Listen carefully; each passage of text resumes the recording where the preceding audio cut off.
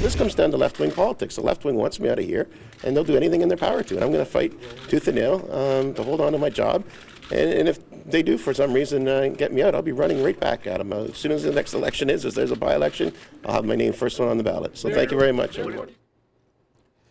Rob Ford dropping the gloves and fighting back. Good on him to keep his job as mayor of Toronto.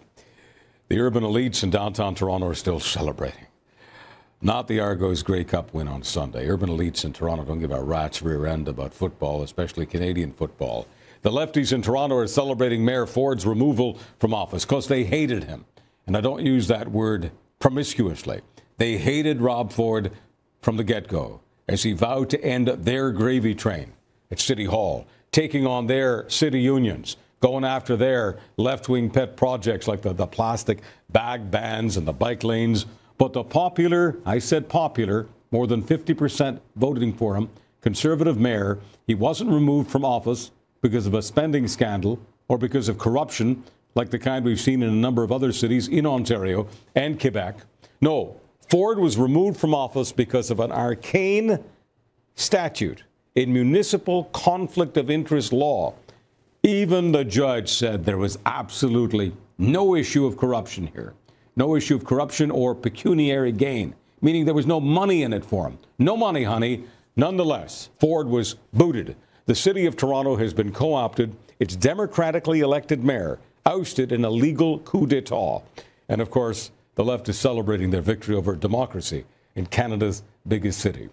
So folks, let's get to the bottom of all this. It's time for some Canadian common sense. Rob Ford, removed from office over a conflict of interest. Let's drill down.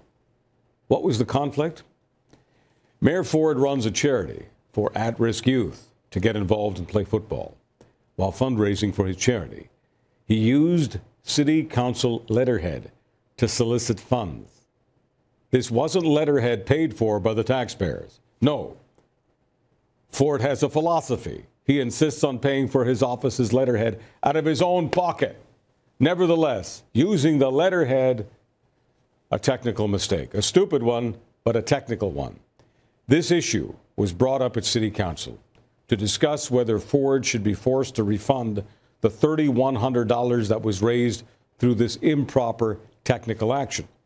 Mayor Ford was in a position of conflict during this discussion and should have left the room, but instead he participated in the discussion. He made a speech, voted on the issue. And by the way, his vote was not a deciding vote because council decided in a 22-12 decision to relieve him of any obligation to refund the money. So, once again, it's not like his vote mattered. I'm not sure why the chair, by the way, didn't just ask Mayor Ford to leave the room during the discussion. But ultimately, it's Ford's duty to leave the room. He claims he didn't know the rules, but that doesn't matter. Ignorance of the law is no excuse when a judge has the gavel. So Mayor Rob Ford was wrong. But does this punishment really fit the crime? Being removed from office because of a technicality and a conflict of interest matter where there is zero corruption, zero collusion, zero malice, and no personal gain. Given the millions of dollars in spending that pass over the mayor's desk, it seemed ridiculous to all observers that the mayor could possibly be influenced by relatively small donations, $3,100, to his charity. This is nothing like the real spending scandal that has plagued London, Ontario Mayor and former Liberal MP Joe Fontana in the midst of a real spending scandal where he's accused of diverting public funds to pay for his son's wedding. He remains in office while Ford was turfed over technical error. Folks, if every politician were removed from office over minor breaches and technicalities of municipal laws, we'd be having elections every day. This case is no different. But of course it is. Why? Well, because of the office holder. It's Rob Ford, public enemy number one for the urban elites in Toronto. And they've been looking for an excuse. They've been looking in the tall grass for him, looking to dethrone the Conservative mayor. This was their shot. Toronto resident and anti-Ford activist Paul Magder He hired a politically savvy lawyer, Clayton Ruby. They went to work. They went to town on Ford. They used the legal system to undo democracy, found a way to remove Mayor Ford. For this activist team, Monday was a massive political victory, their Grey Cup. At the press conferences that followed the decision, the message coming from the activists wasn't that Rob Ford had committed a grave crime. No, their message was that now that Toronto's Conservative mayor has been removed, Toronto becomes a better city. Magder, the activist, couldn't hide his partisan stripes when he spoke to the media. Just take a look at this. I know there are a lot of people living in Toronto who probably wouldn't say that they love it here. I believe for many of them it's because they're struggling. We need to help them with their struggles. We need to help each other. Those of us who are lucky enough to be able to appreciate and benefit from living here are responsible to make that a reality for as many of our fellow citizens as we can. That's what government is all about. Yeah. But what does that have to do, Paul, with Mayor Ford's conflict of interest? This activist just wants more wealth redistribution in Toronto. It's got nothing to do with justice or democracy. All he cares about is removing Ford from office and having a soapbox to deliver his message to the media. And then lawyer activist Clayton Ruby. He compared the undemocratic encroachments of power by Mohamed Morsi in Egypt, compared that to Mayor Ford's technical mistake. Take a look at this. Given the fact that Mayor Ford was elected with just shy of 50% of the vote, that's more than any other politician in the nation, do you think that him being unseated by an unelected judge goes too far? Well, it can't. We all understand when we run for office in a democracy that it's a democracy. The lovely example recently is Egypt, of course, where the man was elected by a considerable majority and then immediately became, as some people put it, a pharaoh, making his own edicts purporting to overturn the court decisions he didn't like. That's not only a ridiculous claim, it's obscenely ridiculous. By the way, Rob Ford received more direct votes than any other politician in Canada. And it was quite a polarized vote.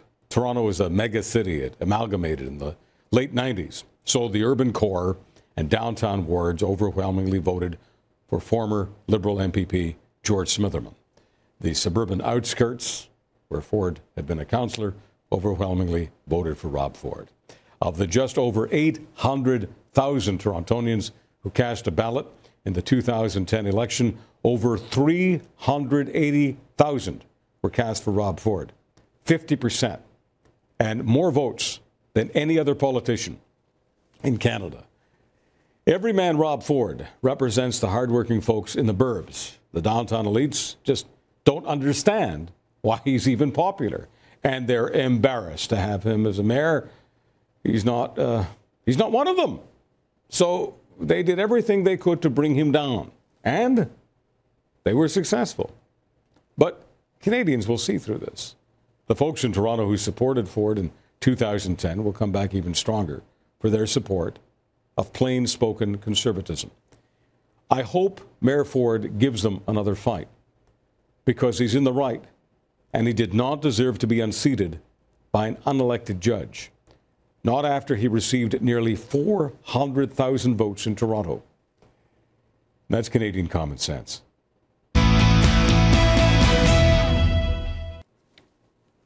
Toronto Mayor Rob Ford punted by a judge over a conflict of interest in how he solicited charitable donations for the football team he coaches.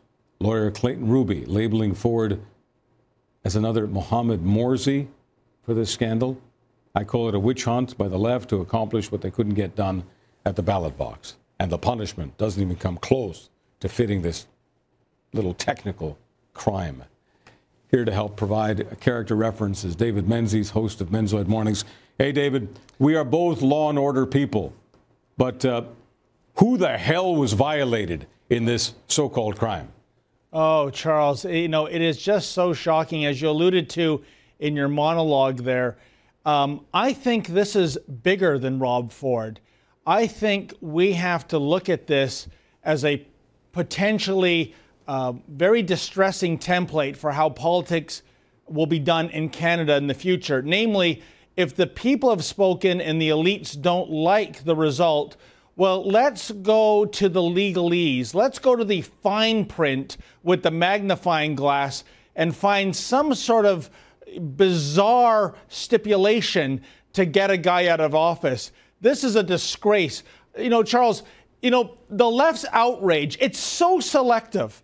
When Kyle Ray, a counselor, 2 years ago, when he decided not to run for election, he used $12,000 of taxpayer funds to throw himself a retirement party. Can you imagine that?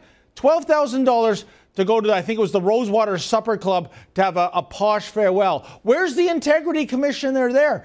And the biggest, you know, example of audacity, absolute sheer chutzpah, was George Smitherman, the guy that got creamed by Rob Ford, tweeting yesterday that accountability has returned to City Hall.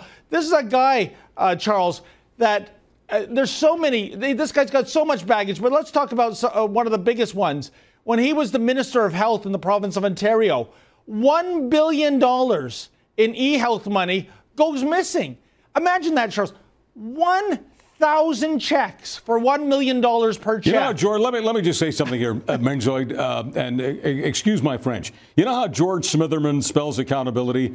S-C-R-E-W-Y-O-U. That's how he spells accountability. He's got no business talking about accountability, especially when you consider how much money he has pissed away compared to what Rob Ford did. Rob Ford, it was $3,100. That wasn't taxpayers' money. It was raised for a charity on letterhead that Rob Ford paid for. I mean, George Smitherman should stay off Twitter for life. Oh my God, absolutely, Charles. So is this Rob Ford's error where there is no flexibility? He used the wrong stationery? Give me a break. And you know what? Since this was about the football team, let's talk pigskin politics for a second, Charles. Rob Ford kickstarted the Don Bosco program with tens of thousands of dollars of his own money. Now, let me tell you something. I have hung around the team for a little while. I got to speak to some of the parents. A lot of these parents, single mothers, black, their kids, in their own words, Charles, I'm not making up this quote. I had two mothers say this to me. If Rob Ford and this program didn't exist, my kid would either be in jail or dead. Instead, they have structure to their life. They're not hanging around the mall after school. They're not joining gangs. On the contrary, some of the kids have gone on to receive scholarships at U.S. colleges. Rob Ford has given them all his cell number. He says he doesn't care if they get into any kind of a pickle at 4 in the morning. Call him. And some of them have taken him up on that offer. He's bought them shoes. He pays for their bus fare if they need it, right? Now you compare that to the champagne socialists at City Hall, like Adam Don't Call Me Colin Vaughan, who was having his own little press conference yesterday, barely able to suppress his Cheshire cat smile. His idea of tackling youth at risk and gangs is to have a Toronto bullet ban and put up some basketball courts. That's the great idea coming out of Adam Don't Call Me Colin Vaughan's mind. It's despicable. Because Adam Vaughan and George Smitherman and the rest of the downtown crowd, these kids that Ford actually embraces and uplifts and helps them and their mothers. As far as the Smithermans and Vaughns go, these people are looked at as just these people. They're exotic pets. They're mascots for their cause. They're just numbers. I mean, they know the difference, and Rob Ford knows that. And that is, by the way, that is what ticks the Smithermans and Vaughns off the most. That Rob Ford is not a hater. That Rob Ford is not a bigot, that Rob Ford is not a racist, and most of all, that Rob Ford feels really comfortable dining with, playing football with, hanging with these people. And once again, I'm using the term these people because that's how the Smithermans and the Vaughns see it. The left liberals, with all of their compassion, it's totally abstract, it's totally ivory tower, it's totally cocktail napkin. Ford's compassion is real, and yeah, he puts his money where his mouth is. And Charles, could we at least, though, have some transparency? When I see Clayton Ruby stand up in front of a crowd and say, oh no, this wasn't politically motivated. Excuse me? This is a guy that probably invoices his client $500 for picking up the phone in the morning and going, hello, Clayton Ruby. And all of a sudden, this is a pro bono case with somebody he doesn't even know. Oh, by the way, who is married, who got Clayton Ruby together with him through a lobbyist for a public sector union, which of course has Ford in their crosshairs. This is disgustingly political. And for Ruby to say with a straight face that, oh no, this is just because I care about democracy. Yeah, whatever. Yeah. All of the phony compassion. Once he compared Ford to Morsi in Egypt, his cred was about as low as the tweeter, Smitherman, talking about accountability. David, much more down the road. Thank you so much for this. Thank you, Charles.